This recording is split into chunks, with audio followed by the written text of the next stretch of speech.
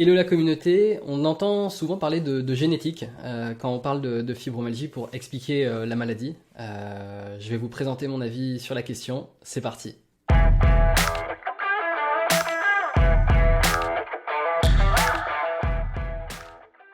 Et l'hypothèse de la génétique, c'est une hypothèse qui est un petit peu massue, c'est-à-dire qu'aujourd'hui, dans notre vision de la santé, quand on parle de ah bah c'est une maladie génétique, on ne peut rien y faire, ah c'est comme ça, en fait c'est un peu voilà, ça nous tombe dessus, on peut rien faire, c'est puisque c'est génétique, on peut rien faire. Et pourtant, c'est irrationnel et incohérent par rapport justement au niveau de connaissance qu'on a justement sur la génétique. Donc il y a ce qu'on appelle le projet Génome Humain. Vous pouvez aller chercher sur Internet. Il y a une page Wikipédia, il y a plein d'informations. C'est pas quelque chose qui est pas du tout connu. C'est quelque chose qui existe depuis 30 ans. Donc, le projet Génome Humain, c'est quoi? Ça a été le plus gros projet qui a été fait sur la génétique au monde. L'idée en fait de ce projet, il a été lancé il y a 30 ans. L'objectif, c'était de réussir à décrypter l'ensemble du génome humain. Et l'idée en fait, c'est la théorie, c'était si on réussissait à décrypter l'ensemble du génome humain, alors on saurait qui ferait quoi comme maladie, et donc théoriquement, bah, l'humanité ne serait plus malade.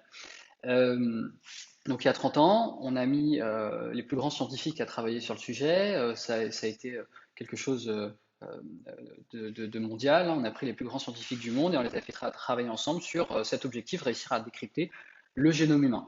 Euh, ça a commencé il y a 30 ans et ça a duré pendant 15 ans.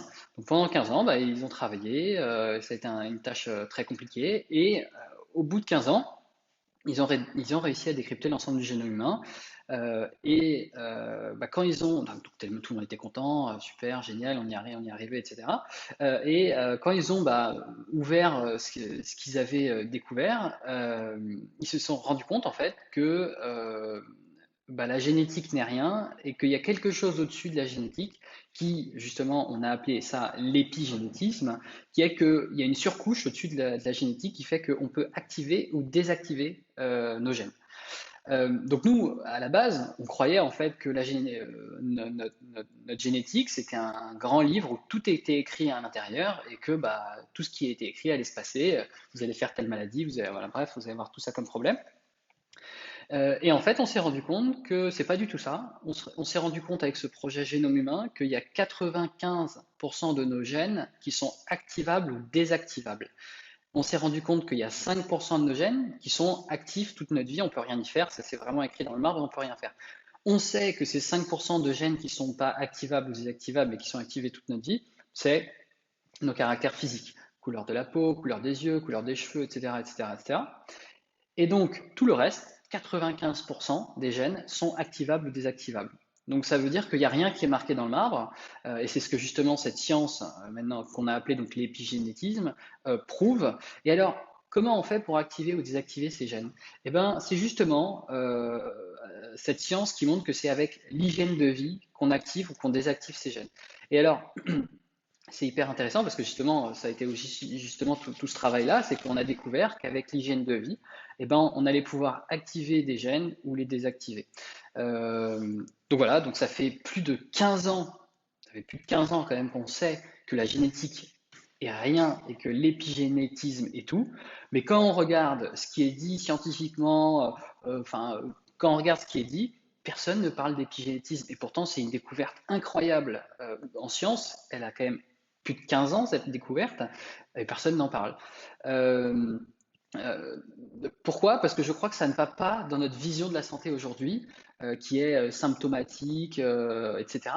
Et, euh, et donc, bah, c'est pourtant hyper intéressant, puisque aujourd'hui, l'argument de la génétique ne tient pas. Toute personne rationnelle, scientifique, et qui veut juste un petit peu mieux comprendre comment fonctionne la nature, le corps humain, doit connaître ce projet qui est un projet énorme et qui a fait avancer énormément justement la science et la compréhension du corps humain.